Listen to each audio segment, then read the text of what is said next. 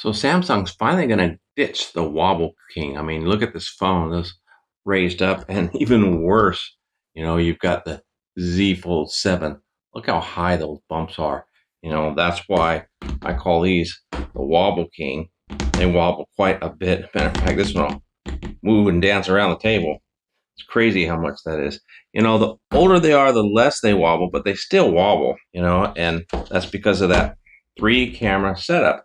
And you go back, I don't know, about 2-3 generations, they actually did a better job with this setup here. Of course, the camera supposedly improved, but the camera setup is pretty much the same. The 50 megapixel main across the board, and then everything else kind of being cheesy. But in the new S27 Ultra, things are going to change. Let's talk about it. So apparently, Samsung's finally got wise, and they're going to drop this 10 megapixel 3 times zoom, which it's about time. The 50 megapixel 5 times zoom is plenty, which has been proven on a lot of phones, like even the Pixel. It's just not necessary to have that 3 times. It was just taking up extra space, and it was really downgrading the specs. I mean, if you think about a smart top tier ultra phone having anything to do with a 10 megapixel camera, it's kind of pitiful. Now, what are they going to do to compensate that? Not a whole lot, actually. They're still going to have that 200 megapixel lens and then a 50 megapixel 5 times zoom, which they already have. Supposedly, it's going to be improve what they call ISO cell, and this is going to give it a lot better focusing and color arrangement. So that'll be great. And then it'll jump from a 12 megapixel selfie camera up to a 24 megapixel selfie camera. So that's a pretty big improvement. And then the batteries on the new one, they're going to finally move away from that 5,000 milliamp hour battery and go to a 5,500 milliamp hour battery. It's about time, Samsung. But in today's age, when you have phones like this that have a 7100 silicone-based battery, 5,500 doesn't really seem to do it. And the charging is going to be 60 watts wired, and I believe it's going to have 15 watts wireless charging.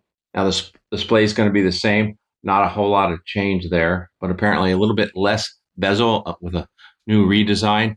And then the biggest change is in the camera setup. They're finally getting wise and taking my advice, where they're putting the cameras across the top. I'm sure I wasn't the first to say it. Many of us have wanted that.